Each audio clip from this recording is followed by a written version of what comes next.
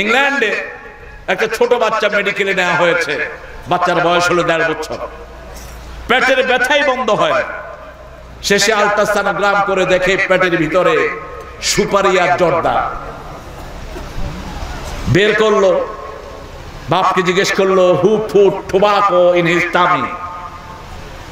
এখন বাপ বুঝেছেন, দাদা আদর করে করে পান খায় জর্দা দিয়া, এটা নাতির মুখে কি করে, কথা কন না কে, নাতির মুখে দেয়। নাতি খায়া খায়া পেট ফুইলা ব্যথার ব্যথা। যদি বলা হতো যে আমার বাপ এটা দিছে, সাথে সাথে বাপের 9 মাসের জেল হতো। আমাদের দেশে তো বাচ্চাদের এবিউজের কোনো বিচার নাই। ঠাকুরগাঁও স্কুলের টিচার বাচ্চার কান কামড়ায়া ছিঁড়ে ফেলেছে। এগুলো তো টিচার দূরের কথা, এগুলোকে পিটে জেলখানায় ঢুকানো দরকার। সে মতো বেয়াদবদের সন্তানকে মারতে মারতে অজ্ঞান করে ফেলে। স্কুলে আছে, মাদ্রাসাতেও আছে। কে দিয়েছে আপনাদেরকে অথরিটি? বাচ্চাকে মারার অথরিটি দিল কে? বেয়াদব। বিশ্বনবী সাল্লাল্লাহু আলাইহি ওয়াসাল্লাম জীবনে তো চোখ রাঙিয়ে কোনো বাচ্চার দিকে তাকান নাই। বুখারী হাদিস, রাসূল সাল্লাল্লাহু আলাইহি ওয়াসাল্লাম হাসান হুসাইনের কপালে চুমু খাচ্ছেন, গলার এখানে চুমু খাচ্ছেন। রাসূল সাল্লাল্লাহু আলাইহি ওয়াসাল্লাম বাচ্চাদেরকে বুকের সাথে লাগিয়ে নিতেন। কোথাও তিনি বসলে চারিদিক থেকে বাচ্চারা গিয়ে ঘাড়ের উপর, কোলের উপর, দাড়ির উপর ঝাঁপিয়ে পড়তো, আর তিনি এরকম হাত বাড়িয়ে দিতেন আর বলতেন আমার সাথে চলো। মাঠে নিতেন, বাচ্চাদেরকে বলতেন ওই দূরে যাও, দৌড়িয়ে আমার কাছে যে আগে আসবে তার পুরস্কার দেবে। আজকের মেডিকেল সায়েন্স বলছে বাচ্চাদেরকে যত আপনি অ্যাক্টিভ রাখবেন বাচ্চার শরীর তত ভালো থাকবে। গ্রামের বাচ্চাদের শরীর ভালো, শহরের বাচ্চার হলো ফার্মের বাচ্চা। এরা বারান্দা দিয়ে এরকম করা ছাড়া আর কোন উপায়। আর গ্রামের বাচ্চার হলো সারা মুরগির মতো।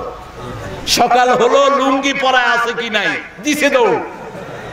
মা কয় কইরে, মা একটু গোসল করে আস, ঠিক না ঠিক? এরপরে নদীর পাড়ে গিয়ে একটু পানি হিসে জায়গাটাকে পিছল করে, আমিও করছি। শরীরটা কত ভালো, কারণ মাটির ভিতরে শরীরকে ভালো রাখার সব উপাদান আল্লাহ দিয়েছেন। আপনাদের এই বোয়ালখালীর একজন মুরব্বীর বয়স হলো 125-35 বছর, বলমারি না, পত্রিকায় এসেছে। তিনাকে বলা হলো আপনি কি খান? কয় আমি ওই যে রাস্তার পাশে শাকলতা হয় এগুলো খাই, মাছ খাই, আর সারাদিন খালি পায়ে হাঁটি। আলহামদুলিল্লাহ কেবেন না? চোখগুলো ভালো এখন, সারাদিন ঢাকা শহরের পোলাপান সারাদিন গেম খেলে, চোখও শেষ, ঘাড়ও। হিন্দু ডাক্তার বলছে যে ছেলেরা, যে মানুষগুলো বেশি কম্পিউটারের সামনে থাকো, তোমরা যদি 5 ওয়াক্ত নামাজ লম্বা করে পড়ো, ঘাড়ের এবং চোখের সব রোগ আল্লাহ ভালো করে দেবেন। হিন্দু ডাক্তার বলছে। আমি টেলিভিশন দেখে বললাম তলে তলে বোধহয় এটা মুসলমান হচ্ছে। সে রুগী গেলেই রুগীর জিজ্ঞেস করে আপনি 5 ওয়াক্ত নামাজ পড়েন? এক চাচারে জিজ্ঞেস করছে, চাচা কয় এই মিয়া হিন্দু, তুমি আমার নামাজের খবর লও, তুমি পড়ো? কয় চাচা এটা তো আমি কমু না আপনাদের। তার মানে ভিতরে ভিতরে কাজ আছে বোধহয়। হ্যাঁ ভাইরা, আপনি যদি গোপনে মুসলমান হন সবচেয়ে খুশি হবেন কে? আল্লাহ। গোপনকে সবচেয়ে ভালোবাসেন কে? আল্লাহ ভালোবাসেন। আপনি কাউকে দেখায় কিছু করতে হবে, নট নেসেসারিলি, ঠিক না ঠিক?